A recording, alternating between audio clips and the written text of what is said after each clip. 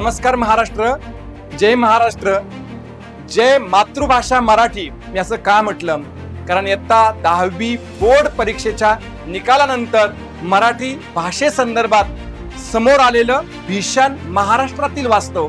इयत्ता 10वी SSC बोर्डचा निकाल जाहीर झाला आणि त्या निकालामध्ये तब्बल 16 लाख विद्यार्थ्यांपैकी 94,544 विद्यार्थी मराठी या मातृभाषेत नापास झालेत आणि मराठीची महाराष्ट्रात असलेली ही दयनीय अवस्था, भीषण अवस्था या आकड्यांच्या माध्यमातून समोर आली.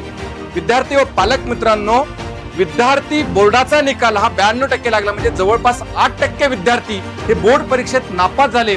परंतु नापास होण्याचं प्रमाण हे मॅथमॅटिक्स असेल, सायन्स असेल, इंग्रजी असेल किंवा इतर दुसऱ्या कोणत्याही विषयात जास्त नसून जी आपली मातृभाषा आहे, जी राज्यभाषा आहे, जी बोली भाषा आहे, जी आपली आई आहे, या आई या भाषेमध्ये म्हणजे मराठी भाषेमध्ये सर्वात जास्त विद्यार्थी नापास झालेत. हे महाराष्ट्रासाठी, प्रत्येक मराठी माणसासाठी, मराठी भाषेसाठी आणि शिक्षण क्षेत्रासाठी गंभीर बाब आहे. याचा विचार प्रत्येक मराठी माणसाने केलाच पाहिजे. पण विद्यार्थी गणित, इंग्रजी, विज्ञानात नापास होऊ अगर न होऊ, इंग्रजीत 100 पैकी 100 मार्क्स मिळवतात आणि मराठीत नापास होतात, याचा अर्थ काय? आपली आई आजारी असताना आपण परदेशी पाहुणीचा पाहुणचार करत बसणे. परदेशी पाहुणीचा पाहुणचार केला पाहिजे, हा महाराष्ट्राचा संस्कृतीचा भाग आहे. पण आपली आई आजारी ठेवणं हे योग्य आहे का? आणि म्हणून विद्यार्थी व पालक मित्रांनो, याला जबाबदार कोण आहेत? याला जबाबदार शिक्षण व्यवस्था आहे, पालक आहे, शिक्षक आहे का स्वतः विद्यार्थी? नेमकं काय? याची कारण कुठेतरी आपल्याला शोधावी लागतील. आपल्याच मातृभाषेला मिळालेला या निकालाच्या माध्यमातून हा प्रचंड मोठा धक्का आहे.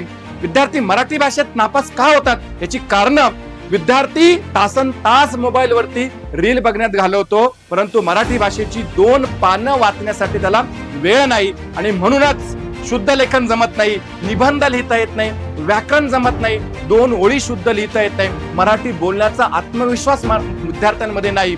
याला जबाबदार जर पालक असेल तर पालक मित्रांनो, घरात मराठी पुस्तक आणली पाहिजे, मराठी वर्तमान पत्र मुलांनी वाचली पाहिजेत, मराठी बातम्या मुलांनी पाहिल्या पाहिजेत आणि शुद्ध मराठीत मुलांशी संवाद साधला पाहिजे.